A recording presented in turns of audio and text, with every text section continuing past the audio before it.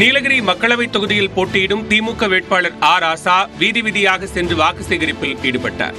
அப்போது டீக்கடை ஒன்றில் வடை சுட்ட அவர் பொதுமக்களுக்கு அதனை பரிமாறினார்.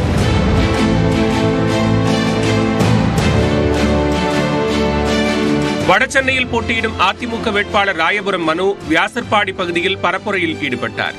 அப்போது உணவகம் ஒன்றுக்குள் நுழைந்த அவர் சுட சுட சப்பாத்தி சுட்டு வாக்கு சேகரித்தார். கோவை மாவட்டம் பெரியநாயக்கன்பாளையம் அருகே கோவனூரில் அதிமுக வேட்பாளர் சிங்கை ராமச்சந்திரன் பரப்புரை மேற்கொண்டார். பாலமலை அருகே உள்ள ஆதிவாசி கிராமங்களுக்கு சென்ற அவர் பழங்குடியின மக்களுடன் நடனமாடி ஆதரவு திரட்டினார்.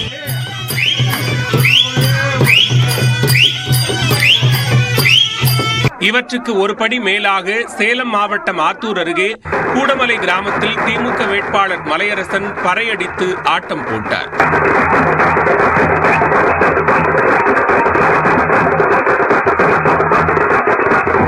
வேலூர் உழவர் சந்தைக்கு சென்ற நடிகர் மன்சூர் அலிகான் தீய சக்தியான பாஜக மற்றும் அதிமுகவை விரட்டப் போவதாக கூறி பூசணிக்காயை உடைத்து கவனம் ஈர்த்தார்.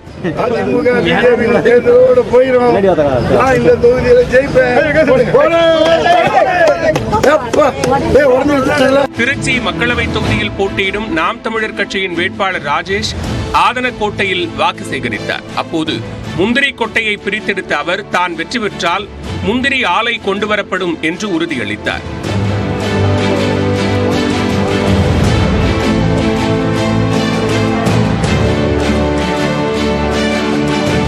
தஞ்சாவூரில் வீரசிங்கம்பேட்டையில் பரப்புரை செய்த தேமுதிக வேட்பாளர் சிவனேசன் பூ வியாபாரியாகவே மாறினார்.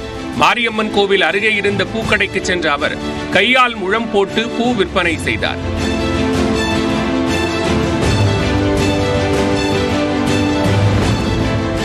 வேலூரில் அதிமுக வேட்பாளர் பசுபதி சைக்கிள் ரிக்ஷா ஓட்டி வாக்கு சேகரித்தார்.